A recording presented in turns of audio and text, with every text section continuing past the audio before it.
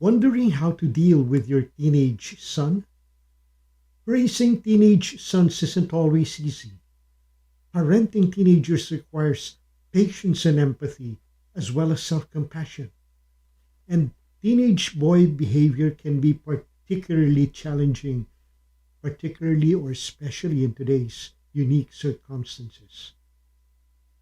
As a result of this pandemic, social distancing, and remote school, teens are experiencing more isolation, loneliness, and anxiety than ever before.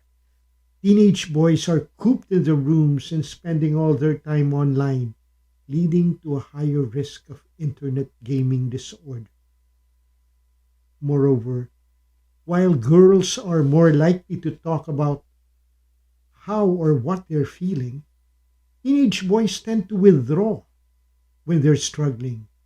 Hence, they don't get the parental support or professional help that they need.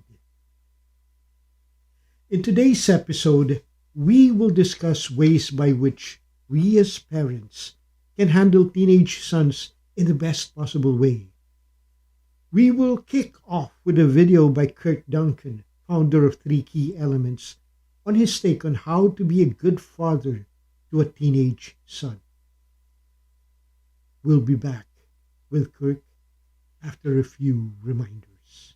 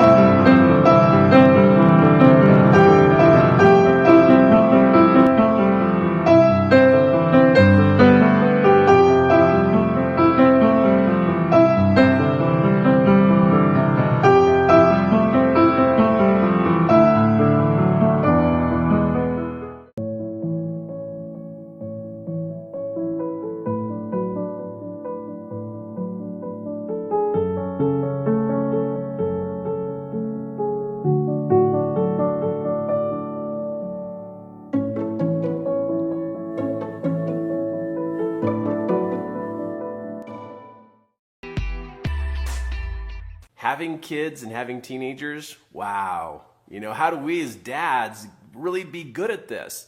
Because I don't know if you've ever seen a training manual of how to be a great dad, to your teenage son, but if it's out there, where's the short version? Where's the easy version of what it takes to be a great dad?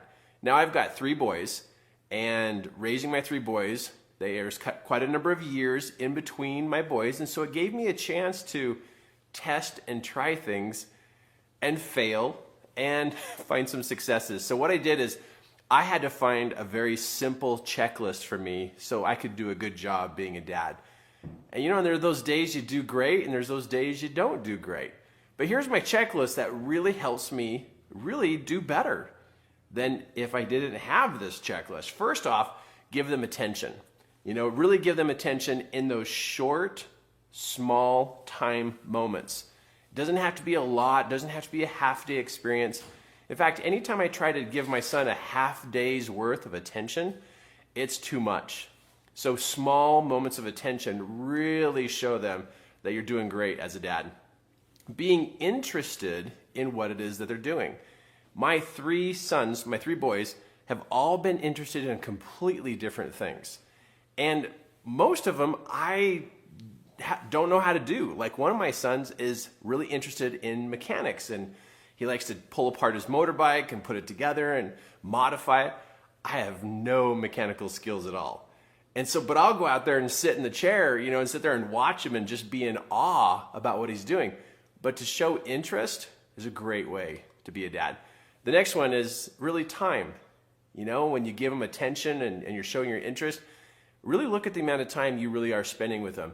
If you can have 5 minutes of really good focus time compared to an hour of kind of, paying attention, 5 minutes can be powerful.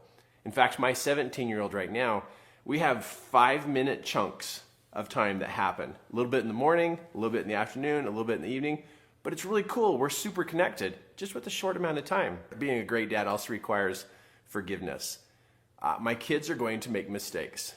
I'm going to make mistakes. And if I have high expectations that they're not going to make mistakes, then I might be short on the forgiveness side. And being a dad, really, one thing you're wanting to teach them is how to forgive.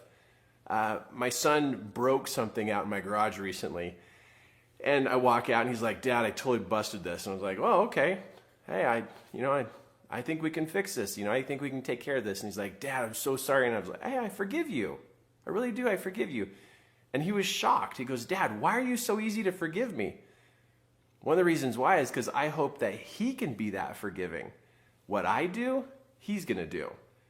And so not only does it help us have a great relationship, but I hope to be a great example that forgiveness helps maintain that great relationship, even if something got forgotten or broken or left or something bad happened.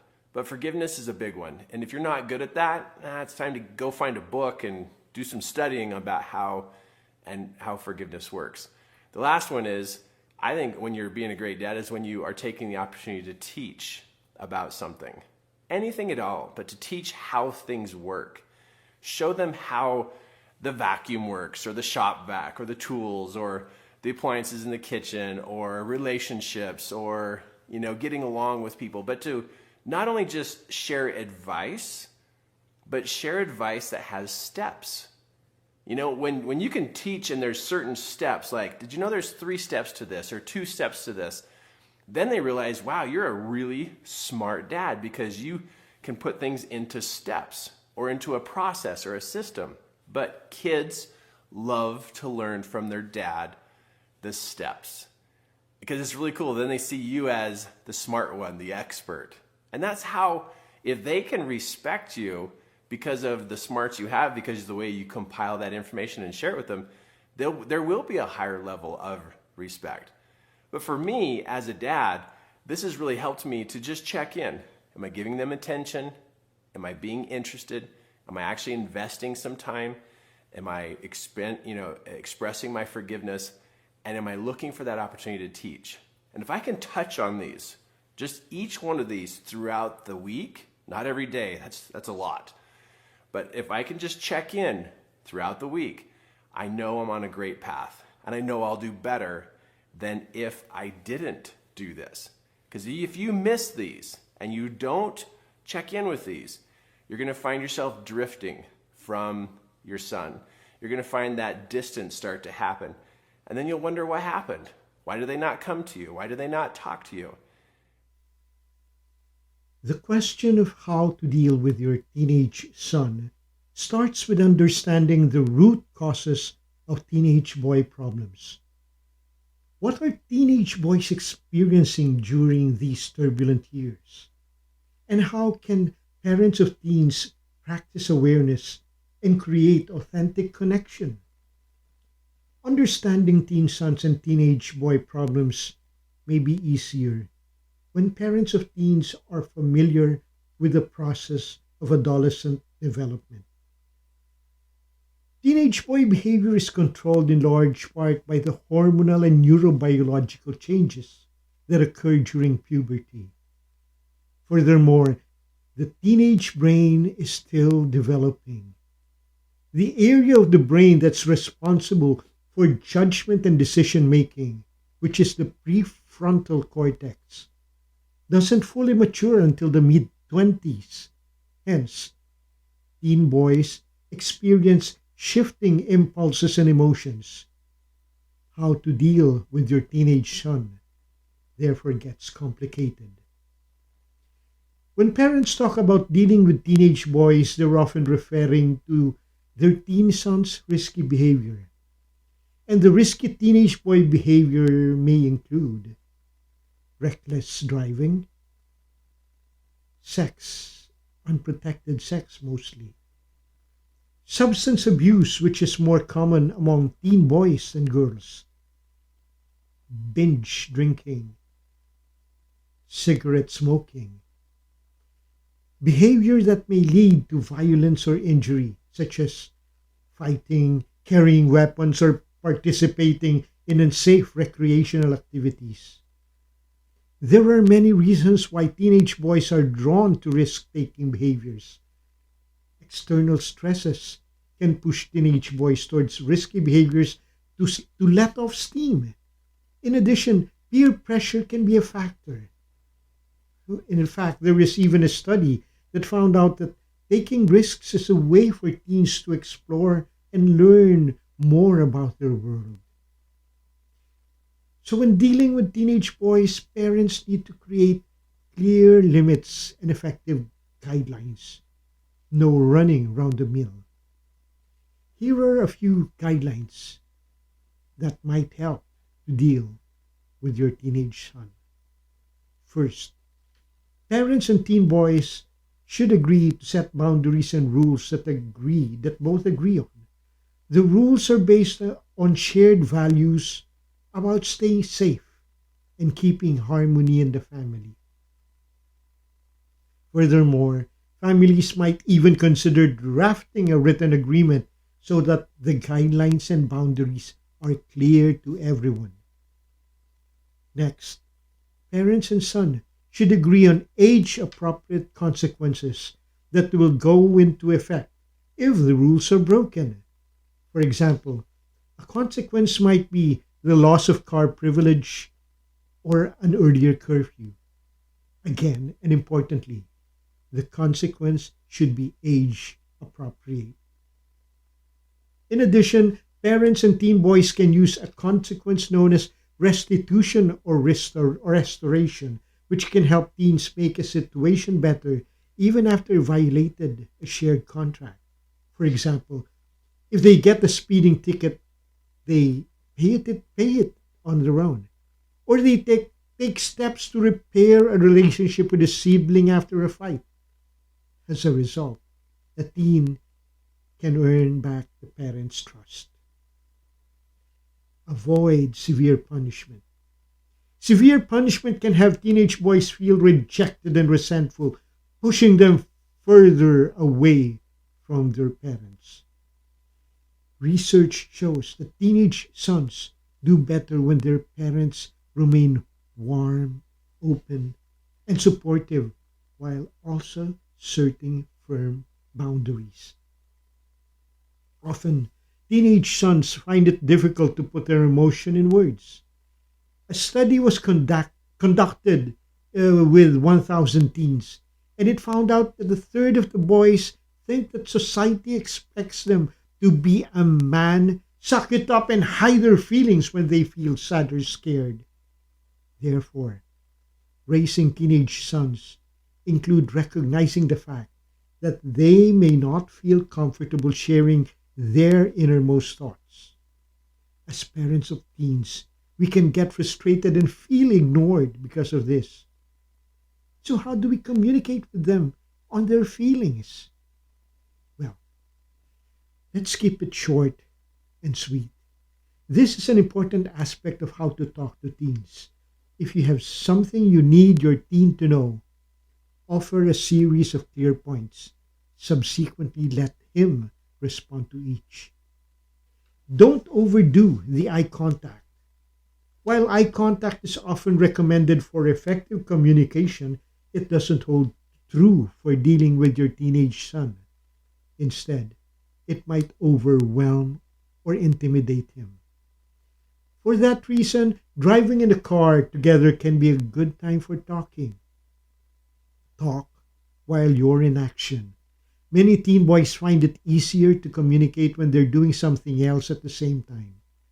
So have your chat while playing a game, taking a hike, or maybe even preparing dinner together. Stay calm. When assessing how to deal with your teenage son, don't let your emotions get the upper hand. Showing anger or frustration may drive him deeper into his shell, and as a result, he will be less likely to come to you for support. Give him also time to process. Many teenage boys need a few hours or even days to think about important conversations.